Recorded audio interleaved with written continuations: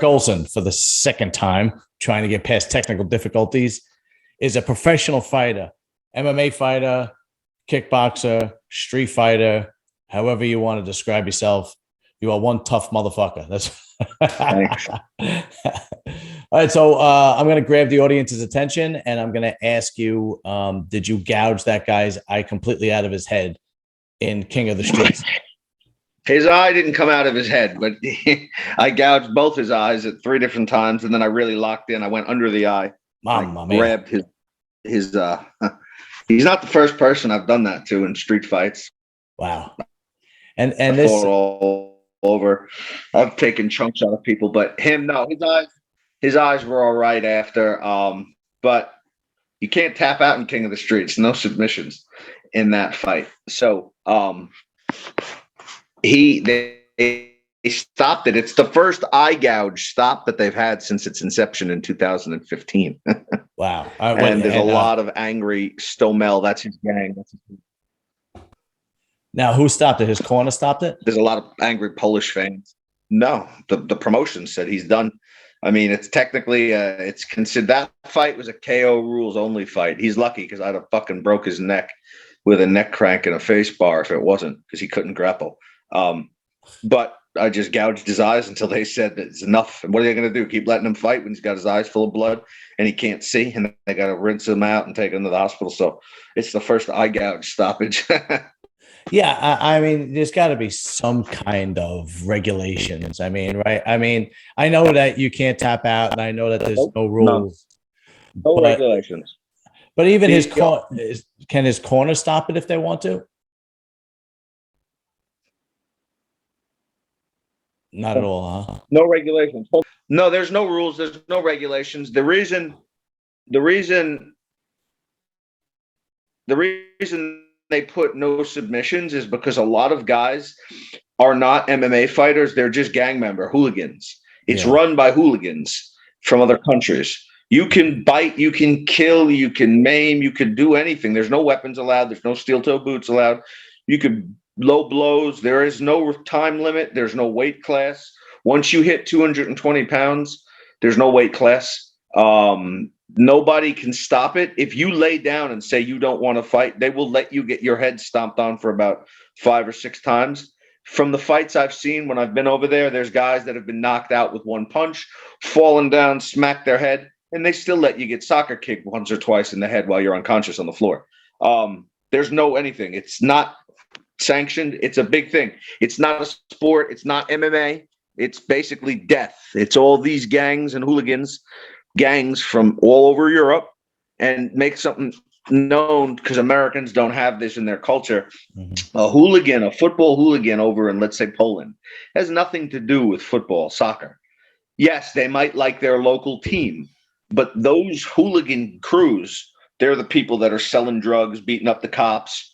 They're the ones that are killing people. They're the ones involved in everything illegal. So it's a gang, but it's a gang based off of, they'll use it as like, the guy I fought was from Stomel, Stomil. It's somewhere in some fucking soccer team. They'll support from their town, but you can be assured that all those Stomel hooligans will also be involved in basically everything that you would see like in The Sopranos would be on them. Mm-hmm. So like, it's that element of people. You do get every now and then some professional fighters like myself, but there's no Americans in it, only me. There's some other guys in there that are pros. This guy, Adam from Poland, I know he is a legit pro. He's a Brazilian Jiu-Jitsu black belt. He's a monster. Brian Hoy, Hoy, he's another fucking Hoy boy, he calls himself. He's from Holland. He's a legit pro. He's a hooligan. But like most of them, a lot of them are not pros. So they don't waste their time, in their opinions, wrestling, training professional. They lift weights, they take juice, they stomp people out 10-on-1, and then they go and they think they're going to have a street fight with another hooligan who's going to do that. And 8 out of 10 times they might, but then there's the off chance of running into me, who legitimately has been training his whole life, who on top of doing what I used to do in the street and in prison and in jail, is also a trained professional with over 100 fucking fights that, has a big amateur background. So like it went that way. Like, yeah. he was getting knocked out anyway if I didn't do that to him. The only reason I did that was because he was so fucking frenetic and sloppy. I lost my balance when he was fucking windmilling and I fell down. So I just ankle picked him and he couldn't wrestle. A lot of people don't know how to wrestle. So you could see a big difference when a pro goes up against just like a street thug right away. Yeah, there's 9 out of 10 times, nobody who's not really trained is going to do anything to someone who's trained. Right. Like that's what it comes down to. Even all my fights in jail and prison, when I did all my jail and prison time, I wasn't a pro then, but I had still fucking, always boxed and done wrestling growing up. And I'm obviously, if I grab you and I don't like you, I'm going to stab you. I'm going to cut you. I'm going to gouge your eyes. I'm going to bite your face. But I can still shoot a double on you. You grew up not knowing how to do it. I grew up wrestling. So now who is the upper hand? We're both going to fucking click and want to kill each other. But I'll just slam you on your head and then let the COs, let the pigs in prison fucking pull me off your dead body type of thing. So, yeah, I mean, if you're not training full time, I think it's crazy, these people that go into that. But, that's always the thing. You see it everywhere. You see it in road rage incidents. Everybody thinks they're John Jones until they run into somebody who just flatlines them with a punch or two. Yeah. We definitely have seen it. Yeah, I think Joe Rogan made the analogy that if you don't know how to train to fight and you want to get into a fight, it is like getting on he says it's like getting on a motorcycle that you've never rode before and going and riding 100 miles an hour. You have no idea what you're getting into. And there's a lot of pro MMA guys that are amazing fighters, better than me, pro boxers, better than me, kickboxers, that only do that. That is what they do, but to them it's a sport, and they couldn't really see themselves, fulcrum choking somebody until their jaw breaks off and snapping their neck. And there's nothing wrong with that. But I've been around the block, from the street to the prison yard to the jails, where people are getting stabbed, they're getting cut. I'm getting my neck slit. I'm getting cut. I'm cutting you. I'm boiling water and I'm throwing it in your face and watching your skin melt off. You're trying to stab me up. Violence is a very serious fucking thing. It's not for the faint of heart. So for people to engage in a fight, let's say, with someone you don't know, you'd be better off not doing it. What's the point of it? Unless you have some problem with this person where there's a real thing, do you want to risk what can happen to you, or then the legal repercussions behind that? So, it's just crazy. I'm also calmer now at 39 than I was in my 20s. But for people to go do these fights where their whole background is, I'm a hooligan, I'm tough, we beat up another hooligan bunch 10-on-1. They're and I'm not insulting hooligans at all. I'm just saying you have some hooligans who are pros and trained. You do. But then you have a lot of these guys who don't. And it's the same thing in America. I want to make it clear. I'm not singling out hooligans. In America, you got it every fucking weekend when people go out to bars and clubs. Everyone's a tough guy, but they never fucking really train. They just lift a lot of weights, and then they run into someone who does and they get hurt. Yeah, I've seen it happen in real life, and I've seen it happen on YouTube. It's all over YouTube. Yeah. If it's okay, I'd like to ask you some questions about your actual background. Yeah. Go ahead, ask. Okay. If anything, if you can't answer anything, you just say move on. Yeah. Where did you grow up? You said you grew up in Long Island, New York? Yeah. I grew up, born in West Islip. Grew up in Long Island until I was about 5. Then we moved to New Jersey. I lived in South Jersey, Barnegat, New Jersey, for a few years. And then we moved back to Levittown. I started wrestling at 5 years old at West Islip, midget novice. Doing competitions, and then we moved to New Jersey at about 6. So I was doing the midget novice in Barnegat, New Jersey, and I was doing it heavy, every day after school wrestling, tournaments on the weekend, winning first place, second place, single legs, double legs, live by the headlock, die by the headlock, body locks, tournaments, doing that your entire childhood. I'm no fucking Division even 3 wrestler. I'm no great wrestler, but I know the fundamentals. When you don't know how to wrestle, I'm a great wrestler. Right. When you're a good jiu-jitsu guy, I'm still a good wrestler because I'll just pin you. That was my, Long Island, and then back to Levittown, to my family's home when I was going into 6th grade. Yeah. Yeah. Your childhood, was it stable or unstable? Violent. Okay. My childhood was violent. I love my parents deeply. At the time growing up, my mother was a disciplinary person, and she still is. But when you're young, like, I don't know, I'm not insulting my mom. I have a good relationship with my mother these days. I don't know what it was like to raise me. Probably terrible. But my mom was of the mentality, like her father, who was an old school Italian from World War II, was like, you get fucking hit with a belt and you get punched in the face before you get told don't do that. Mhm. So I mean, I was was a it? fucking Well, I mean, was it just I mean, that our generation, your X generation, you're the same generation as me. yeah. Was it just the time of the generation, or would you have considered it like abuse, or was more than just the time? No, it was definitely heavy-handed. My mom, I've Okay. categorized her a lot growing up, like growing up with Saddam Hussein. Like she was a good mother. She still is. I love my mother. We get along great now. But when I was a young boy, a lot of my attitude came from, oh, you're going to beat my fucking ass because the teacher called in? Well, I'm going to go to school and terrorize everyone the next day. And then I'm going to come home and I'm going to get like fucking UFC, WWF wrestling moves done to me, put to bed with no dinner. And I'm going back and I'm taking it out on everybody I can. That, Mhm. like that type of thing.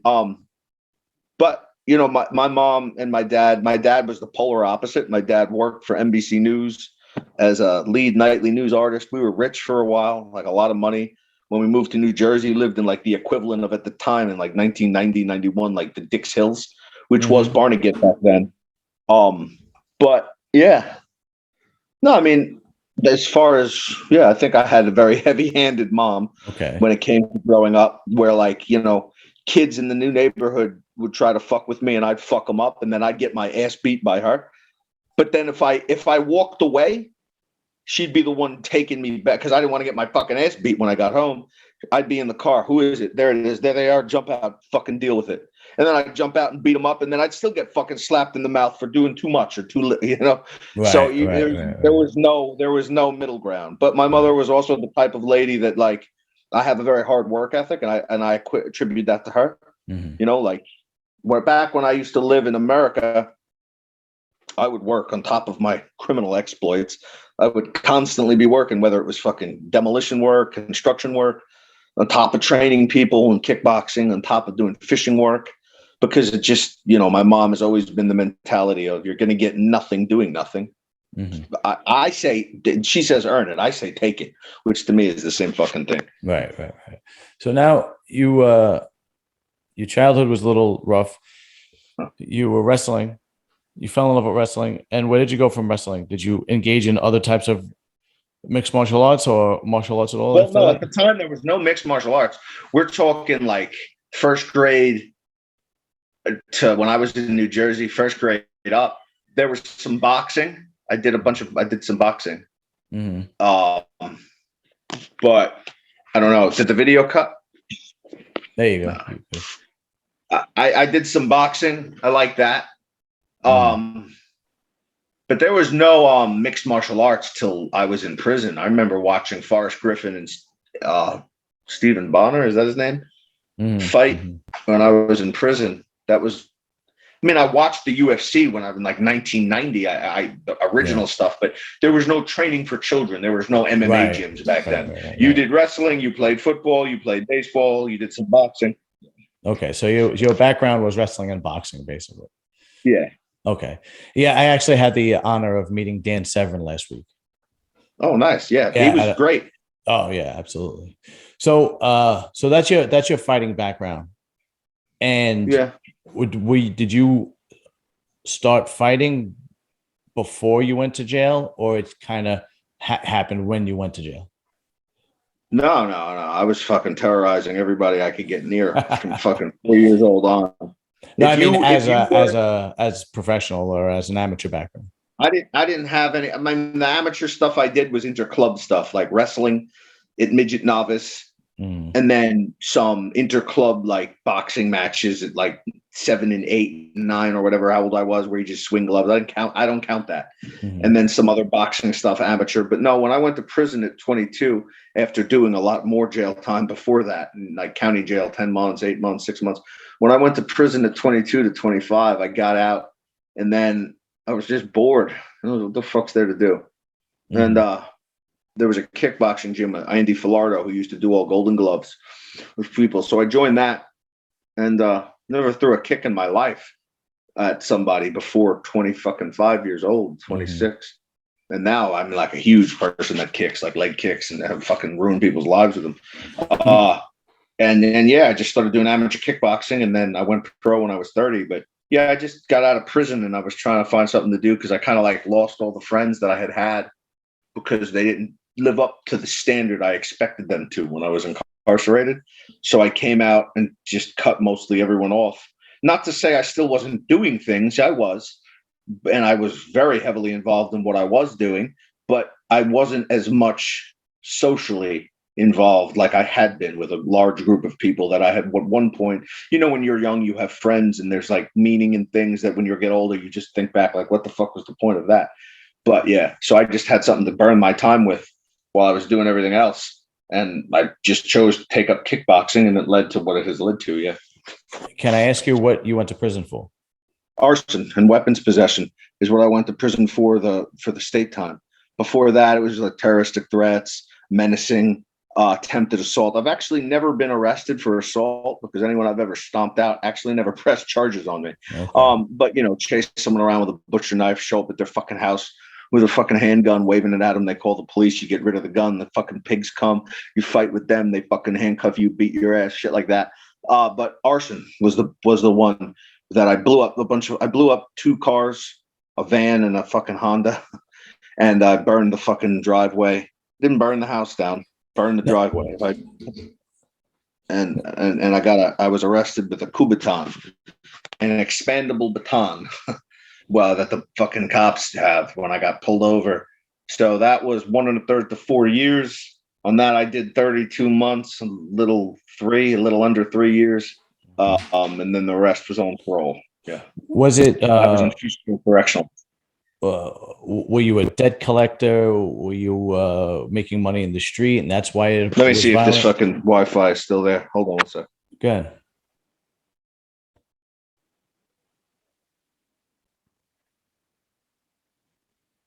Hold on one sec. You there? Yeah. No, take your time. Do what you gotta do. I'm just looking for. No, I can hear you. I'm just trying to find the fucking. Oh, I got to go back to the Zoom. No, what you were saying back when I was in my 20s? No, I was no debt collector. I was just a psychopath. I was just robbing everybody that I could. Drug dealer. I was selling drugs. I was robbing people. I was blowing shit up. I was living basically a 666 fucking mafia song 24/7. There was no intent. I expected to be dead by 25, or I expected to take some of my illegal firearms I had back then and just start shooting it out with the fucking police and execute everyone I could. My mindset was on that method. There was no organized anything. Like any gang members I knew were like Latin Kings or SWP or MS-13 that I would be cool with because they'd pay me to go with them to do something, or they'd say, yo, so-and-so's got a bunch of fucking drugs and money, but we can't rob him because his cousin knows my cousin.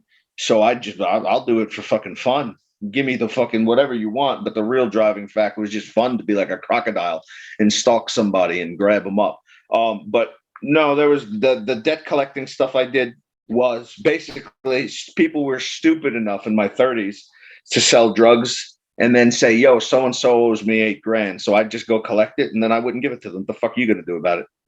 I just took your money. It's mine now, motherfucker. You want to, but these people all want to act like they're on fucking Narcos and think they're some type of like Tony Soprano. You asked me to get your money because you can't. Right. So I have it now. And what do you want to do about it? Right. Fuck you. That's type of silly shit. It became more in my mid 30s and early 30s. It became more of a lifestyle where I had people that I was real cool with, that I was moving tons of drugs for. Like I would take like a brick of coke and I would drive it over state lines into a certain state and I would drop it off. I'd collect money and come back, playing with your life basically, because you get pulled over with that much fucking weight, you're fucked. Yeah, right. You know, you're fucked. Did that a bunch. But being a felon doesn't make for fucking. Doesn't make for fucking. What are you going to do for work? So I'd be working there, sitting there doing 3 or 4 days on a fucking fishing boat, 2 weeks doing demolition work, and then give me a key of coke, and I'll run it up to fucking Boston, collect the money, and run it back. And yeah, So but that all stopped in 2019. But continue. Sorry. No, it's okay. And this was all gang related, or just on your own solo? This was nothing organized. Yeah, this stuff wasn't gang related. Now this was just people I knew that were involved heavily in that lifestyle. And what I mean by heavily, I mean people I know that own 5 and 6 houses and other people's names and bullet holes all in them and 80 grand rings. I don't have any of that shit. But I was always good at what I did. And yeah, there was no gang. I mean, if anything, mostly everyone was black and Spanish. Okay. So some white guys, but like it was just something that made money and was easy to do, especially driving. I had a whole compartment in my car that you had to push things and turn things a certain way and hold buttons down, and the whole fucking middle of the gear bags would come out. I don't have the car anymore, and it would rise out like a transformer, go down, and I could hide anything I wanted in it. So when I got pulled over, I could have a fucking 38 in there. I could have coke. I could have anything. They're not going to know who I was at. But yeah, like that was just the lifestyle of it. And then I went crazy and I left America. And now here I am living a normal life. Well, before we get to that, I have a couple of questions. Yeah. So you go to prison basically for arson is when they get you, right? At 22 years old.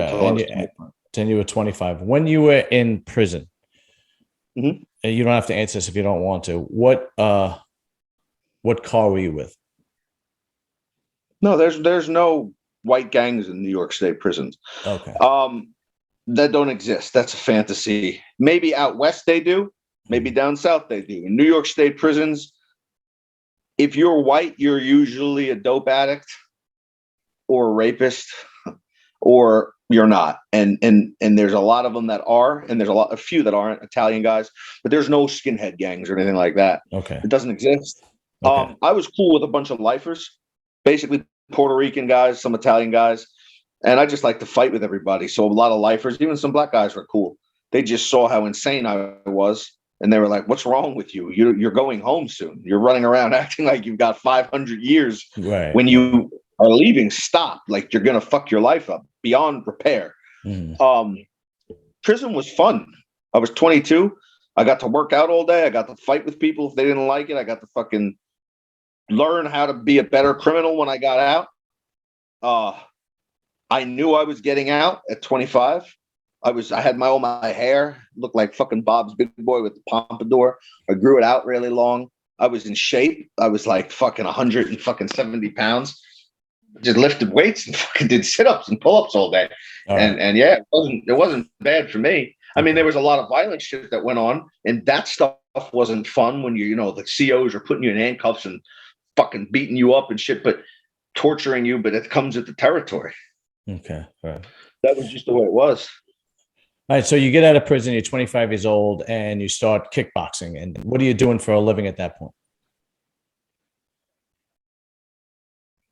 Selling drugs, robbing drug dealers, working construction and demolition work. Okay. And doing everything all at once. All right. So at the time, there was a big opioid crisis with Oxycontin. Yes. Yeah, I remember that. Yeah. I don't take drugs. Never have. Never will. I've only been drunk 17 or 18 times, but everybody was selling and doing Oxycontin. I remember that. Yeah. That was bad back then. I had access because I had people in my family who had a lot of surgeries that were getting scripts. And they weren't doing the scripts because they were bad addicts. But they didn't need the scripts, but the doctors were giving them out like candy. So I literally would have 2 or 3 scripts of stuff for free, and I would just take it. And my moral justification, not that I need one, was I wasn't robbing my family. I would tell them, you have an addictive personality, and I ain't going to have you fucking overdose because you took too much fucking Oxy. I'm going to take it and I'm going to sell it. And then I would rob the other Oxy dealers because they're all fucking addicts. And that's what I did, yeah. Okay. And people can look at me any way they want behind that, but it's the reality. I'm not going to lie about shit. But then I would also do my construction work, endless amounts of fucking hard days doing manual labor. Right. And yeah, like, So then you start going into kickboxing. So how do you become a professional fighter from that point? 25 to 30, I did tons, like 70 kickboxing fights. Wow. And I just decided I wanted to go pro at 30, and my coach wasn't having it because he has the old school guy, Andy Filardo, didn't want me to. And we split ways. We're still real good friends. I just decided to do my own thing. Mm-hmm. And there I started fighting pro, and I had a horrible start to my pro career. I lost like my first 4 pro fights because I wasn't training seriously and all that shit. And yeah, and then like one thing led to the next, and I saw a thing on bare knuckle boxing in England, and I sent them an email, and yeah, I just took off from there. England got me huge in Europe, got me because you can go to Europe from England super easy. So it's not, I can come here and I can get a fucking ticket to fucking the Balkans and Serbia, where I spend some time and train for like 200 fucking euro, 200 pounds. And then when you're there, you're rich because they're still on the Serbian dinari. So $1,000 is like fucking 80,000 Serbian dinari. So you just travel everywhere. And yeah. So you have 70 kickboxing matches, and then you become a bare knuckle fighter. In Long Island, I kind of had a reputation with the kickboxing. Okay. Because it started to pick up where I was doing like 3 or 4 fights a month, amateur, but with no shin pads. And then I was fighting guys that were going to go pro, that were big names. And it started to be like, I'd lose some, I'd win some, I'd get robbed on some, I'd win some I didn't deserve to win. But it started to be like a cult following of like, this motherfucker is crazy. He's literally fighting everyone, every weight. I'm doing MMA one week. I'm doing kickboxing the next, doing Muay Thai after that. And then like, so I kind of had like a big reputation as just being nuts, traveling and fighting everywhere. And then I sent this stuff to the English, and they picked me up, and they were like, yeah, come over. And I came over for 3 weeks, and I fought and I lost. I'll send you that fight. I thought that it depends on how you judge it. If you do not score my first knockdown, you score it as a slip, then I say he won. If you score the slip as a knockdown plus my other knockdown in the second, then I won. Mm-hmm. But it was a 5-round, really good fight against a really good boxer, and it was vicious. And everyone thought I'd get like knocked out in like a round, and I fucking put it on him. He put it on me. It was a good fight. I'll send you it. And that kind of got me like big, because at the time the bare knuckle thing wasn't even in America. I'm the first American bare knuckle boxer modern day over here. And over here, it wasn't half as big as it was now. Like we fight in London at the O2 now. Yeah, it didn't do so well. It didn't do so well over here for some reason. I don't like it. I don't like the BKFC. I don't get along with the owners. Oh, okay. Because they even had Paulie Malignaggi move over into it. Yeah. I don't know if you watched that fight, and there's a lot of broken hands, and people don't know how to people don't know the concept to it, in my opinion. Okay, because it didn't take off like everybody thought it would over here. Well, because you got to figure, in England they've been doing bare knuckle boxing since 1400s. It's their thing. Okay. It's cultural. They got huge. Yeah. So like, one thing led to the next, and it just picked up with that. And now I'm the only American bare knuckle boxer over here. That I've got 12 bare knuckle fights here. Then the Wattori stuff, which is Valetudo, and the King of the Street stuff, which is beyond Valetudo. It's on fucking cement. Yeah. My knees are fucked up right now. All right, so you did 70 kickboxing. How many bare knuckle? Give or take. 70, give or take, kickboxing fights. Then I had 17. I had 25 amateur boxing fights. Then I had 30 professional kickboxing fights, 12 bare knuckle fights, 2 amateur MMA fights, 6 pro MMA fights, 2 Valetudo fights, 2 King of the Streets fights. I've had over 100 fights, amateur and pro. I've trained all over the world with everybody too. That's the other thing people seem to overlook. Okay. So let's get to the King of the Street fights, because that seems to be the most interesting. When I talk to the guys at work because I'm a sewer worker in New York City. And I was, nice. yeah, thank you. And then I also have obviously this YouTube channel, and the guys are always like, who you interviewing next? And I'm like, oh, you're gonna like this one. And and of course MMA, the UFC is huge. So I'm like, no, this guy, this guy does all types of stuff. He does like this underground street fighting, so on and so forth. And then I show him the little clip that you have on Instagram, that little 3 second, like a 2 second clip where you were gouging the guy's eye out. So that seems to be for some reason, the more violent, the more, especially guys, are intrigued. And how did you wind up getting into that? Because that's a whole different element. I mean, so I saw it on Instagram. Like I said, in Sweden, they have the hooligans, and a lot of those hooligan guys are pro. They're serious, some of them. And I saw it, and I was like, oh, this looks fucking fun. Looks like shit that I used to do in fucking Levittown on the street over parking spaces and in jail. So I wrote them a message, and they were like, yeah. And it took a little while. And then on 3 days notice, they offered me a fight against their undefeated heavyweight. And I was eating pizza, watching Black Mass in bed. I hadn't trained MMA in months. And I was like, yeah, I'll take it, whatever. And I went over and I fought him for 9 minutes versus French Viking. That's on YouTube. You can see that full fight. And I dominated 80% of that fight. I fucked him up standing up. I took him down. I out-wrestled him. I got on top of him. I was headbutting his face in. It was too nice. I should have gouged his eyes, but we were cool with each other, so I didn't. He ended up winning that fight because I got tired because I was just out of shape, and I stood up and he fucking stomped on my head for a little while, and that was it. And yeah, that's how it took off, though. I was the only American that did it. And I basically was so close to winning against such a bigger opponent that had 3 King of the Streets fights. Kind of shocked a lot of people. That was at an abandoned steel mill. I went alone. I go everywhere alone. I didn't have any team. Everyone had their little hooligan crews, their coaches. I didn't know anybody. I just sat in the corner. What the fuck ever. You want to fight? Let's fight.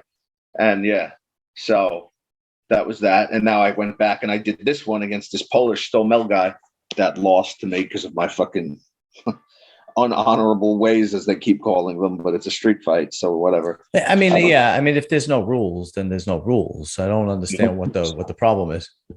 Yeah, well, the problem is this: I'm American and I beat a fucking Polish hooligan. Okay. Yeah, that's what The Polish are tough guys. They're very good fighters. If you're fighting a Polish MMA guy, you have a fucking fight on your hand. They're good at everything combat related. And a lot of these fucking hooligan guys are very tough. But there's also this mindset that America is weak. Americans are more like drop bombs on countries. So to them, the idea of one of theirs losing to one of us in a full-fledged fight isn't really acceptable. Again, I'm just speaking about the Polish hooligan guys. Right. They take that as like a big affront personally. They can be as fucking mad as they want. That's what happens. Like, if you have blind nationalistic loyalty, in my opinion, you're fucking dumb, because you can't base everything off where someone's from. So, and a lot of people do. And so that's what that is about. They're saying it's unhonorable, but if he had done it to me, it would have been totally okay. He tried to punch me in the base of my skull 50 times. Totally okay. Until I fucking got on him and I finished it. And like I said, he's lucky that there was no submissions allowed, because I had that motherfucker. He could not grapple, and I had his neck. I could have done what I love to do, cross-face him into a neck crank, and then he would have had a very serious problem with his fucking mandibles, because I will break your jaw if your face quicker actually with a cross-face than I will with a punch. And I will fucking crank into that neck crank, and your vertebrae better hold up, and it probably won't at my weight. So he's lucky that it ended that way. He might disagree with me at the moment on that, but if we could have went with submissions when I had him around his head, I would have just cross-faced him, and it would have been fucking lights out. It would have been very bad for him. I'd have fucking gator rolled him in a neck crank. Why in a fight where there's no rules, submissions aren't allowed? Well, because they want it violent and they want people getting stomped.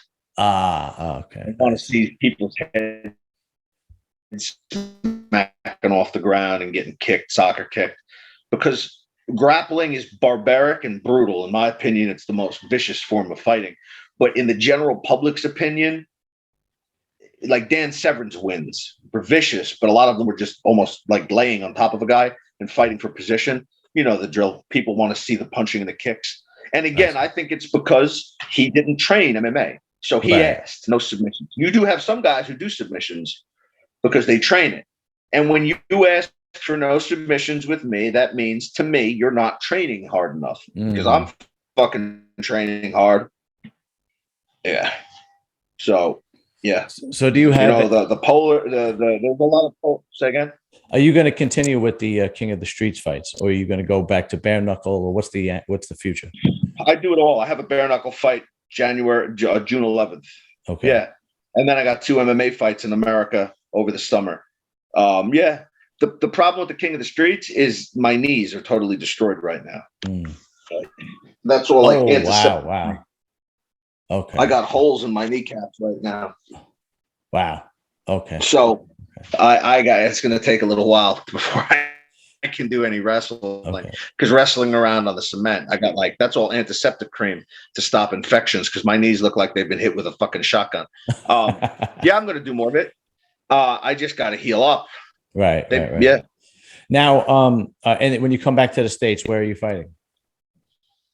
Oh, I'm going to be fighting in Alabama in July, and then I'm going to be fighting in Tennessee in September. Okay. For August, I'm going to be going over to Serbia and Montenegro to train with Vaso Bakočević and Savo Lazic in their gym fight company in Belgrade and Montenegro, Turtle Carnage. They have a gym over there. So I'll be training out there in the Balkans for that for a little while. I'm assuming you get compensated well. Yeah, I get paid decent. Okay, the King of the Streets only pays the winner. If you lose, you don't get paid. But they also fly you over and everything. So I like that. You win, you get paid. The BKB pays well over here. And remember, English money is worth more than American money. Okay. So you get 3,000, 4,000 pounds here. It's like 5, 6, 7,000 US dollars. Right. In America, it depends because some of those promotions, like the AFC, isn't huge. But I'm cool with Sam and I like his show. So I'll take like a pay scale decrease for his show because I like him. I like his people. I like his show.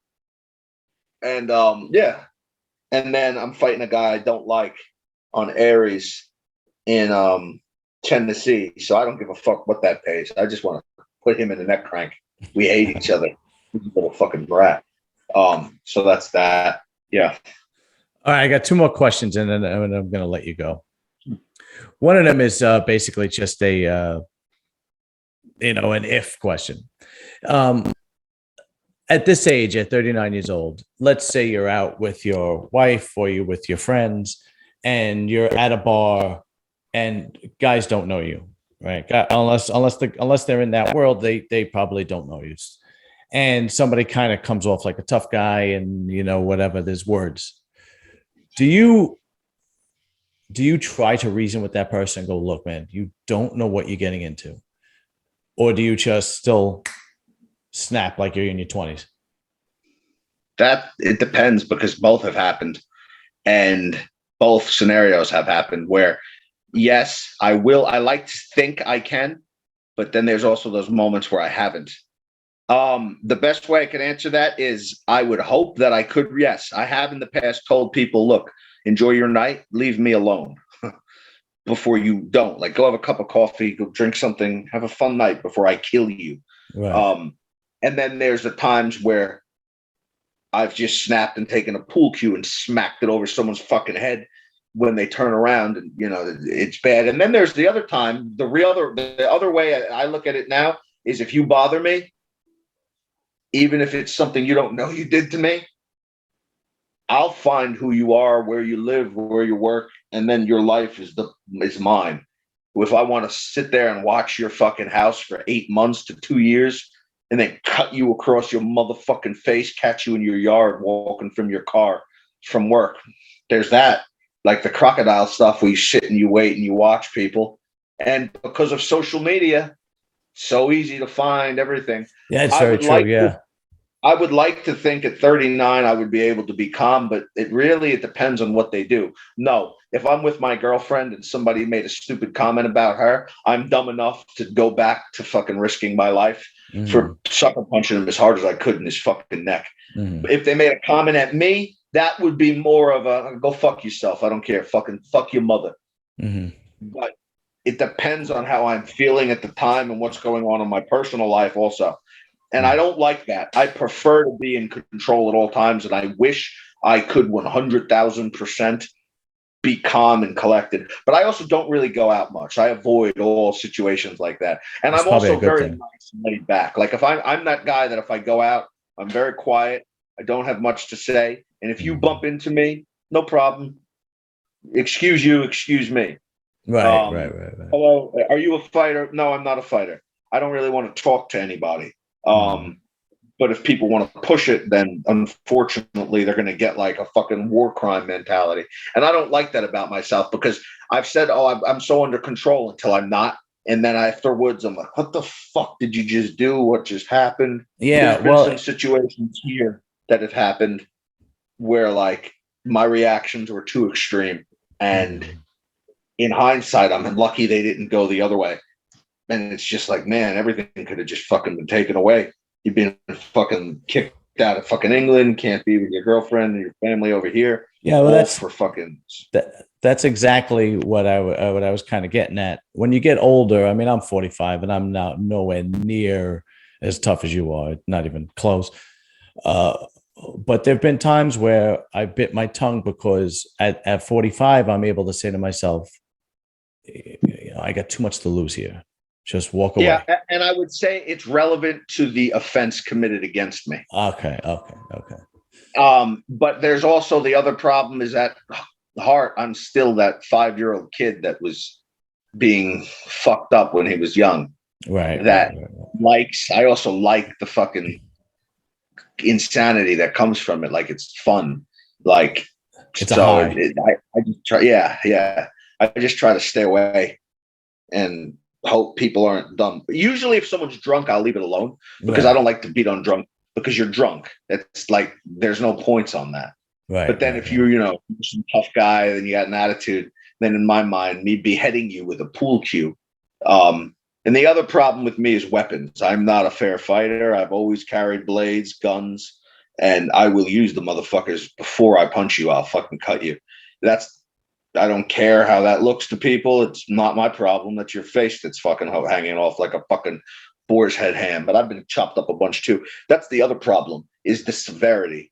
Is the severity is too much. Like I've had Instagram fucking wars with people years ago, and I could tell you their father, their mother's name, where they live, where they work. They don't know that. I've been outside the motherfucker's house watching him come in with his fucking girl. You don't know that. And I'm just deciding, should I fucking get your ass? And sometimes I might, and sometimes I might not. But that's the other problem. Like I still have that personality is still lurking around in my fucking cortex somewhere. So I just try to fucking avoid all those situations and just be cool, be nice to people. And if you're nice to me, I'm nice to you. Right. And just hang out with my fucking dogs that I have and my girlfriend and all that. Yeah. Yeah, it's funny the difference when you get older, isn't it? I mean, you're the extreme, and and I wanted to be dead by 25. That was the plan. That was the goal. Yeah, well, I'm glad you're not because we're doing this interview, and this is a great interview. Last question: What kind of injuries have you had throughout the years? Every injury. I've had broken eye socket, broken cheekbone, fucked up hands, not broken, but fucked up. Broken ribs, just broken fucking body. Just your body hurts 24/7. Cracked skull.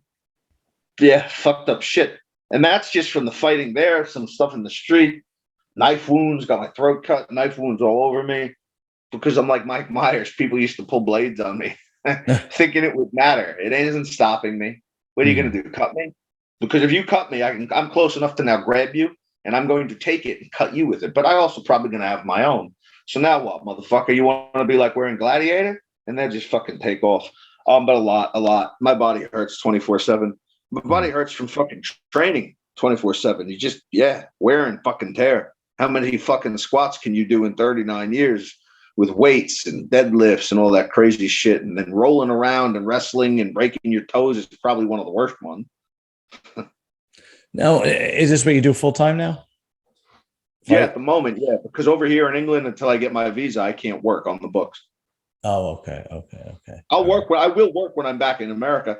I'll work at like do bouncing work, security work. Right. Whatever. I will do that. I'll train people still when I'm back over there. Like, I got some clients that I train in kickboxing. Yeah, no, I still will work. But when I'm over here, I just got to fucking keep my finances all like on top of each other, like save money.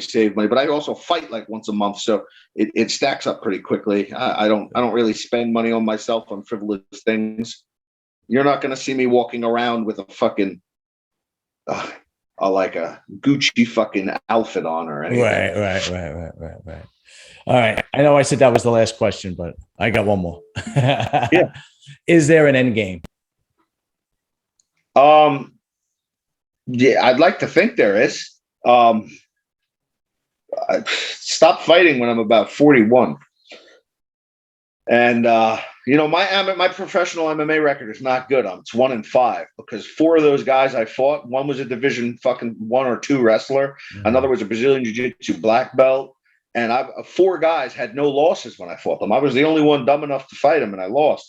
I just want my fucking MMA record even. Once it's even, I'm good. I'm done. So that's the plan. Just save up a bunch of money, and then I don't know.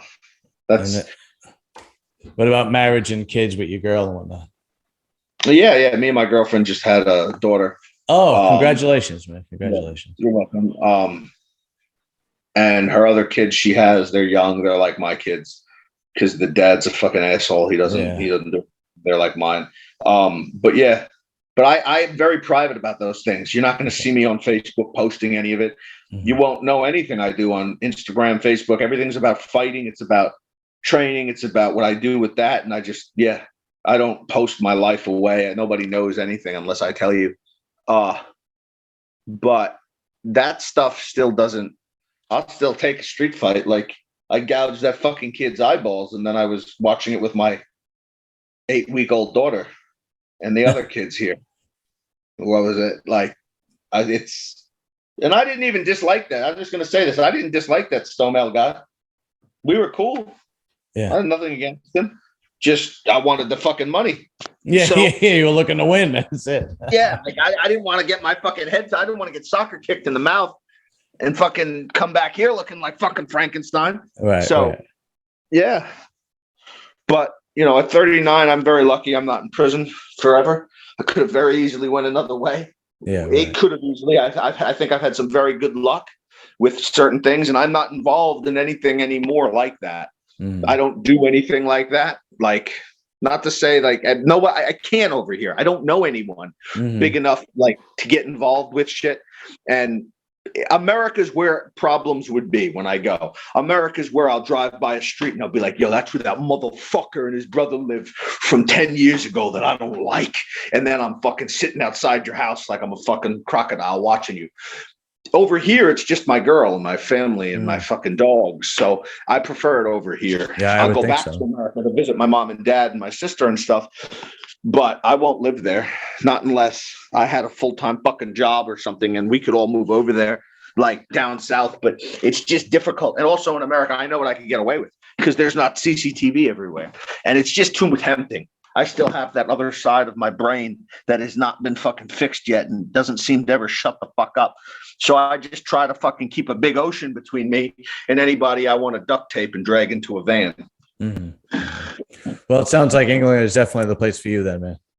I hate England, by the way. I hate it. I hate the fucking people in the motherfucker. I hate this. I hate the fucking rain. I hate the culture here. I can't stand it. That's why I like bare knuckle boxing here. I like beating up the English at their own fucking sport in England. My girlfriend isn't English either. She's Irish. Oh, okay. Okay. You're not going to see me with a fucking English girl. Oh, all right. Well, sir, listen, I'm gonna let you go, and I'm gonna wish you lots of luck. And thanks, John. Listen, man, it is, I tell this to a lot of people that come on my show. The one good thing about having your own podcast is that I reach out and I interview the people I admire. I don't have to. You're welcome. And I don't have to. It's not like I work for CBS and I have to interview some piece of shit politician because they're paying me for it. You know, so the people I saw a couple of your fights on YouTube, and then I got your Instagram, and that's when I reached out to you. And I really, really appreciate you doing this, man. And I appreciate the honesty. Yeah, definitely.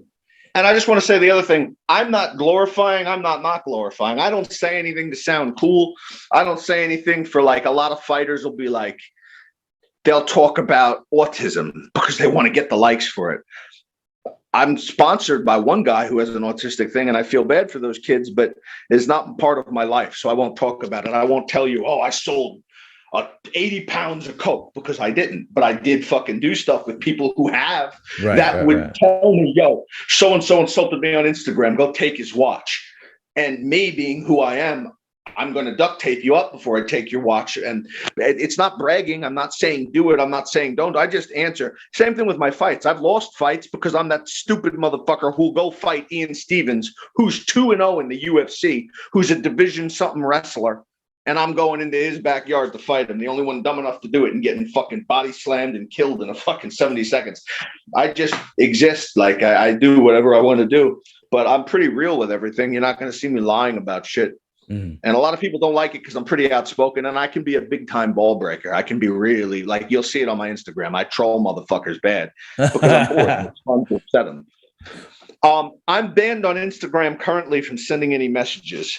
So what I'm going to do is you could take some stuff off my page if you want, and put it into the video with the King of the Streets. Yeah, definitely. When you hang up, there's a thing called King of the Streets, Eric Bloodaxe versus French Viking. If you look at that, that's my other fight that I was winning until I wasn't. But yeah, I'm not that fighter who's going to be like, I'm undefeated. And then you look at my record and all the guys I beat never had a win. No, I've got plenty of losses against guys that are fucking real good that no one else will fight. I got plenty of wins too, but it is what it is.